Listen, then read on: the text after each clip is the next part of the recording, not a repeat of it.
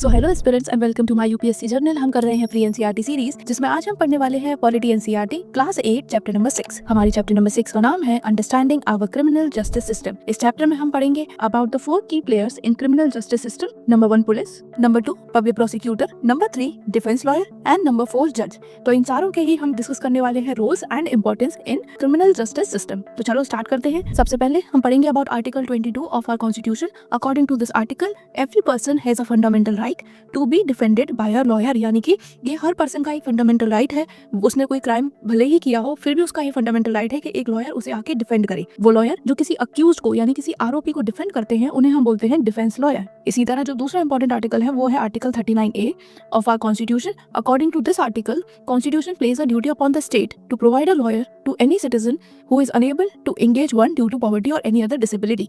यानी कि अगर कोई इंसान है जो अपने लिए एक लॉयर अरेंज नहीं कर पा रहा, वेदर ड्यू टू पॉवर्टी या किसी और रीजन की वजह से, तो जो हमारे स्टेट है उसको कॉन्स्टिट्यूशन ने ये ड्यूटी दी है कि उसे उस अक्यूज पर्सन के लिए एक लॉयर अरेंज करना होगा, एक लॉयर उसे प्रोवाइड करवाना होगा। ठीक है, क्यों? क्योंकि हमने अभी पढ़ा था आर्टिकल अकॉर्डिंग टू आर्टिकल 22 हर इंसान का ये राइट है कि उसको एक लॉयर डिफेंड करे। तो अगर वो खुद नहीं कर पा रहा तो अकॉर्डिंग टू आर्टिकल 39A जो हमारी स्टेट है वो उसे एक लॉयर प्रोवाइड करेगी। तो ये दो इंपॉर्टेंट आर्टिकल्स देखिए। अब हम पढ़ेंगे एक एक करके इन चारों ही की important players in our criminal justice system. सबसे पहले देखेंगे role of police in investigating a crime. तो सबसे पहले हमारी पुलिस का क्या रोल है? To investigate any complaint about the commission of a crime, यानी कि अगर कोई भी किसी क्राइम होने की कोई कंप्लेंट दिखाता है तो हमारी जो पुलिस है उसे वो इन्वेस्टिगेट करना होगा। उन्हें ये देखना होगा कि ये कंप्लेंट सही है या गलत है, या इसमें और क्या क्या चीजें हैं। लाइक अगर कुछ गलत हुआ है तो किसने किया है, किसके साथ हुआ है, ये सारा काम जो करने का, इन्वेस्टिगेशन करने का है, ये है हमारी पुलिस का।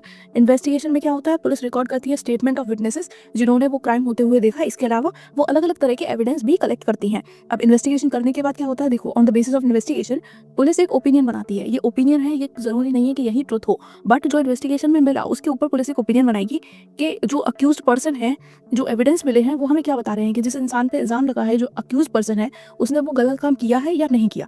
अगर पुलिस को भी लगता है कि हाँ, सोर्सेज जो हमें एविडेंस मिले हैं उनके अकॉर्डिंग लग रहा है कि जो पर्सन है अक्यूज उसने कुछ गलत काम किया है, तो फिर पुलिस फाइल करेगी एक चार्जशीट इन द कोर्ट। अब इसके बाद पुलिस की तो ये ओपिनियन थी। अभी ओपिनियन सही है या गलत, वो इंसान गिल्टी है या वो इंसान इनोसेंट है, ये कौन डिसाइड करेंगे? ये करेंगे हमारे जजेस इन द कोर्ट। ठीक है, तो पुलिस का काम क्या है कि इन्वेस्टिगेट करना, एक ओपिनियन बनाना। अगर उन्हें लगता है कि हाँ ये इंसान शायद गिल्टी है, तो फिर वो आगे जाकर उसकी चार्जशीट फाइल कर देंगे। उसके बाद कोर्ट में जज डिसाइड करेंगे कि वो इंसान गिल्टी है या फिर वो है इनोसेंट। तो ये है हमारी पुलिस का काम। Police investigation has to be conducted in accordance with the law and with full respect of human rights, यानी कि पुलिस जब इन्वेस्टिगेशन कर रही है तो उसको भी अकॉर्डिंग टू लॉ वर्क करना है। वो अपने मन मुताबिक नहीं चल सकती, उन्हें लोगों के राइट्स की रिस्पेक्ट करनी है, जैसे कि राइट टू लाइफ। यानी कि अगर पुलिस को इन्वेस्टिगेशन कर रही है तो उसे ये अलाउ नहीं है कि वो किसी को टॉर्चर करे, किसी को मारे या फिर किसी को शूट कर दे ड्यूरिंग इन्वेस्टिगेशन। क्यों? क्योंकि अगर उन्होंने किसी को शूट कर दिया तो उन्होंने उनकी लाइफ ले ली, तो ये उनके राइट ऑफ लाइफ के अगेंस्ट है, which is a fundamental right. तो इसीलिए क्या है कि जो पुलिस है वो इन्वेस्टिगेशन के दौरान उसे अकॉर्डिंग टू लॉ वर्क करना होगा। वो लोगों के फंडामेंटल राइट्स को रिस्पेक्ट करेंगे और वो उसके अगेंस्ट कुछ भी नहीं करेंगे। हमारा जो आर्टिकल 22 है ऑफ द कॉन्स्टिट्यूशन वो गारंटी करता है कुछ fundamental rights to every arrested person, यानी कि अगर कोई इंसान अरेस्ट हो गया है तो भी उसके कुछ फंडामेंटल राइट्स हैं जो उससे कोई नहीं छीन सकता। वो हम पढ़ेंगे। ये किस आर्टिकल में है? ये है in article 22, right to be informed at the time of arrest of the office for which the person is being arrested, यानी कि जब पुलिस किसी इंसान को अरेस्ट कर रही है तो अरेस्ट करते टाइम पुलिस को उस इंसान को बताना होगा कि वो उसे किस क्राइम में अरेस्ट कर रही है, उसने क्या किया है जिसलिए पुलिस उसे अरेस्ट करके ले जा रही है। Number 2, right to be presented before the magistrate with 24 hours of arrest. Arrest होने के 24 आवर्स के अंदर पुलिस को उस इंसान को मजिस्ट्रेट के सामने प्रेजेंट करना होगा। ये भी क्या है? ये है एक right of the arrested person. उसके बाद right not to be ill treated और टॉर्चर ड्यूरिंग अरेस्ट या फिर कस्टडी। अरेस्ट या कस्टडी के टाइम पुलिस जो अरेस्टेड इंसान है उसके साथ कुछ गलत नहीं कर सकती, उसे टॉर्चर नहीं कर सकती, उसके साथ गलत ट्रीटमेंट नहीं कर सकती। तो ये सारा कुछ क्या है? These are the rights of arrested person. इसके अलावा confession made in police custody can not be used as evidence against the accused, यानी कि अगर पुलिस कस्टडी में किसी अक्यूज ने कोई कन्फेशन कर लिया तो उसको आप एज एविडेंस कोर्ट में यूज नहीं कर सकते। कोर्ट में वो एविडेंस की तरह नहीं माना जाएगा अगर कोई अक्यूज इंसान पुलिस के सामने कुछ कन्फेस कर लेता है। A boy under 15 years of age and a woman cannot be called to police station only for questioning.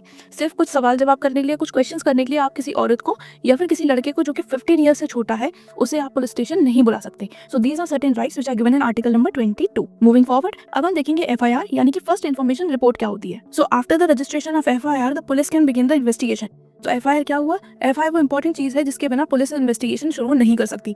एक बार जब FIR रजिस्टर हो गई तो उसके बाद पुलिस अपनी इन्वेस्टिगेशन स्टार्ट कर दी है। As per the laws it is compulsory for an officer in charge of a police station to register an FIR whenever a person gives information about a cognizable offence, यानी कि according to law ये mandatory है कि अगर कोई भी police station है उसमें जो भी ऑफिसर हैं जो इसके इंचार्ज हैं उनको जो एफआईआर है वो रजिस्टर करनी पड़ेगी। अगर कोई आदमी कोई इंसान उन्हें आकर बताता है अबाउट एनी ऑफेंस, ये जो इन्फॉर्मेशन है ये वो ओरली भी दे सकता है या वो रिटन में भी दे सकता है, वो कैसे भी दे, बट अगर वो उन्हें बता रहा है किसी भी ऑफेंस के बारे में तो जो हमारे पुलिस स्टेशन के इंचार्ज हैं उन्हें एफआईआर फाइल करनी होगी अकॉर्डिंग टू लॉ। एफआईआर में क्या होता है, एफआईआर मेंशन करती है date, time and place of offence, कब हुआ, कहाँ हुआ, कल किस दिन हुआ, कितने बजे हुआ, और साथ में उससे related basic events, basic details, जैसे कि अगर मान लो कि कहीं कोई चोरी हुई तो वो कब हुई, कैसे हुई, क्या चोरी हुआ, ये सारी बेसिक डिटेल्स जो है ये पुलिस एफआईआर में मेंशन करती है। साथ में जिसने भी वो एफआईआर रजिस्टर कराई है, जो कंप्लेनेंट है जिसने वो ऑफेंस रजिस्टर कराया है, उसका नाम और उसका एड्रेस भी लिया जाता है, ठीक है। और साथ में जो कंप्लेनेंट है, जो वो एफआईआर लॉन्च कर रहा है, जो वो एफआईआर कर रहा है, उसका ये लीगल राइट है कि वो पुलिस से एक फ्री कॉपी ऑफ एफआईआर ले सकता है, ठीक है। जब एफआईआर फाइल हो गई तो वो पुलिस से एक फ्री कॉपी ऑफ एफआईआर ले सकता है, ये है कंप्लेनेंट का लीगल राइट। तो ये देख लिया हमने रोल ऑफ पुलिस और साथ में हमने पढ़ लिया about FIR also. Now we will study about the role of public prosecutor. So a criminal offense regarded as a public wrong is committed not only against the affected victim but against the society as a whole. कुछ offences ऐसे होते हैं जो कि होते एक individual के साथ हैं बट वो कंसिडर किए जाते हैं कि वो पूरी सोसाइटी के साथ हुए हैं। क्यों? क्योंकि वो किसी के भी साथ हो सकते हैं, ठीक है। जैसे कि अगर चोरी हुई तो अगर एक इंसान के घर में हुई तो वो किसी और के घर में भी हो सकती है, राइट। तो इसमें कुछ ऐसा नहीं है कि उसके साथ कुछ जानबूझ के हुआ। तो ये कुछ ऐसे ऑफेंस होते हैं जो कि जब होते हैं तो ये कंसिडर किए जाते हैं कि ये पूरी स्टेट के अगेंस्ट हुए हैं, पूरी सोसाइटी के अगेंस्ट हुए हैं। तो इन सारे ऑफेंसेस में क्या होता है, एक साइड तो होगा थीफ जिसने चोरी किया और दूसरी साइड होगा एक पब्लिक प्रोसिक्यूटर जो रिप्रेजेंट करेगा स्टेट को। अब public prosecutor represent the interest of the state, ठीक है। तो पब्लिक प्रोसिक्यूटर क्या करेंगे, वो रिप्रेजेंट करेंगे स्टेट के इंटरेस्ट को। रोल क्या होगा इनका होगा रोल स्टार्ट जब पुलिस अपनी इन्वेस्टिगेशन खत्म कर लेगी उसके बाद, और जब पुलिस चार्जशीट फाइल कर देती है उसके बाद आता है पब्लिक प्रोसिक्यूटर का रोल। पब्लिक प्रोसिक्यूटर क्या करते हैं, वो कंडक्ट करते हैं prosecution on the behalf of state. ये मैंने आपको बताई दिया कि स्टेट के बिहाफ पर जो कोई केस कंडक्ट करेंगे वो होंगे हमारे पब्लिक प्रोसिक्यूटर, और उनको ये ड्यूटी करनी होती है बिल्कुल ही इम्पार्शियली। वो पार्शियल होकर नहीं कर सकते, उन्हें इम्पार्शियल वे में परफेक्टली अपना काम करना होगा, ठीक है। तो जो कुछ केसेस होते हैं, कुछ क्रिमिनल ऑफेंसेस होते हैं जो कि होते तो एक इंसान के साथ है but it is considered wrong against the entire society, against state, तो उसमें क्या होता है, एक साइड तो होगा जिसने वो ऑफेंस किया है, मान लो चोरी हुई तो थीफ, और दूसरी साइड पे होंगे स्टेट की तरफ से पब्लिक प्रोसिक्यूटर। अगर कोई ऐसा ऑफेंस है जो सिर्फ दो इंडिविजुअल्स के बीच में हुआ, लाइक अ लैंड डिस्प्यूट, जो कि मान लो कि दो फैमिली मेंबर्स में है, तो वो उन फैमिली मेंबर्स में ही होगी, उसमें वो और किसी के साथ नहीं होगी, तो उसमें क्या होगा, दोनों के इंडिविजुअल लॉयर्स होंगे।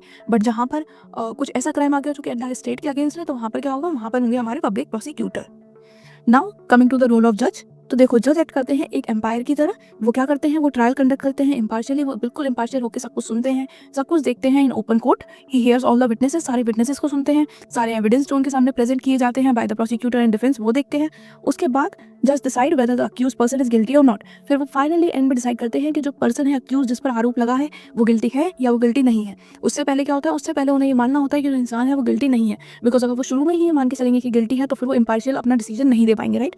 तो क्या होता है कि जज को ये मानना होगा कि जो सामने है वो अक्यूज जो है वो अक्यूज नहीं है। उसके बाद सब कुछ एविडेंस सुनने के बाद, सारे विटनेसेस की बात सुनने के बाद, सारे एविडेंस देखने के बाद वो बताएंगे कि जो अक्यूज है वो हमारा गिल्टी है या नहीं है। अगर वो गिल्टी है तो वो उसे पनिशमेंट देंगे, वो कुछ भी हो सकता है, it can be jail, it can be fine, या फिर इट कैन बी बोथ। तो ये है हमारे जज के रोल, जो कि इम्पार्शियल होकर अपना डिसीजन देंगे इन द ओपन कोर्ट, सब कुछ एनालाइज करने के बाद। Moving forward, last topic of this chapter is what is a fair trial. Fair trial क्या होता है, तो देखो, फेयर ट्रायल इंश्योर करता है एक just and impartial legal system, एक ऐसा legal system which is just, जो जस्टिस प्रोवाइड करेगा, एंड विच इज इम्पार्शियल, वो पार्शियल नहीं रहेगा किसी भी बेसिस पर। Whereas all parties are treated equally, जहाँ पर क्या होगा, जहाँ पर सारी की पार्टीज इक्वल होंगी, एक रिच हो, कोई पुअर हो, कोई किसी रिलीजन से हो, किसी कास्ट से हो, यहाँ पर वो मैटर नहीं करता। All the parties will be considered equally, सब कुछ इम्पार्शियल होगा और होगा real justice. Where the accused presumed innocent until proven guilty, जो मैंने आपको अभी बताया था कि जो अक्यूज है उसे क्या अज्यूम किया जाएगा, उसे इनोसेंट माना जाएगा जब तक कि उसे गिल्टी प्रूव ना कर दिया जाए। क्यों? क्योंकि इम्पार्शियल डिसीजन लेना है, अगर हम उसे पहले ही गिल्टी समझ लेंगे तो इम्पार्शियल डिसीजन जो है वो नहीं दे पाएंगे। तो इसमें क्या इंपॉर्टेंट है कि जो अक्यूज है उसे अज्यूम किया जाएगा कि वो इनोसेंट है अंटिल ही और शी इज प्रूव्ड गिल्टी, ठीक है। तो कुछ फीचर्स जो हमारे फेयर ट्रायल के हैं वो क्या है, इम्पार्शियल जज एंड जूरी, जो भी जज है या जो भी जूरी हो वो इम्पार्शियल हो, वो किसी को फेवर ना कर रहे हो। राइट टू क्रॉस एग्जामिन, दोनों ही लॉयर्स के पास, पब्लिक प्रोसिक्यूटर या फिर डिफेंस लॉयर के पास राइट होने चाहिए कि वो क्रॉस एग्जामिन कर पाए। ऐसा नहीं होना चाहिए कि सिर्फ एक साइड या एक पार्टी को आप राइट दे रहे हो पूछने का, दूसरे को मौका ही नहीं मिल रहा। तो हर किसी को अपना पार्ट, अपना पक्ष रखने का प्रॉपर चांस मिलना चाहिए। And last, right to be heard, हर किसी के पास ये अपॉर्चुनिटी होनी चाहिए कि सामने वाले जज और जो बाकी लोग वहाँ प्रेजेंट हैं वो उनकी बात सुने, उनकी बात को उन्हें उनकी बात कहने का एक मौका दें। तो ये हो गया हमारा फेयर ट्रायल और उसके कुछ फीचर्स। तो इस चैप्टर में हमने सब कुछ ही कवर कर लिया, from police to public prosecutor to जज एंड लास्टली फेयर ट्रायल्स। अगर आपको कहीं भी किसी भी चीज़ को समझने में थोड़ी सी भी दिक्कत हुई हो तो कमेंट में ज़रूर पूछ लेना। बाकी अगर चैनल पे नए हो तो सब्सक्राइब कर लो, नोटिफिकेशन ऑन कर लो। साथ में नोट्स आपको मेरे इंस्टाग्राम चैनल पे मिल जाएंगे, तो जाकर वहाँ ज़रूर फॉलो कर लेना, ताकि जो भी नोट्स हम यूज़ कर रहे हैं टू एक्सप्लेन दिस कंसेप्ट वो आप वहाँ से देख लो। रिवीजन में भी हेल्प करेंगे और साथ में अगर कुछ कहीं छूट गया तो आप वहाँ से अपना कर सकते हो। अब मैं मिलूंगी आपसे नेक्स्ट वीडियो में। Till then bye bye, take care, पढ़ाई करते रहो।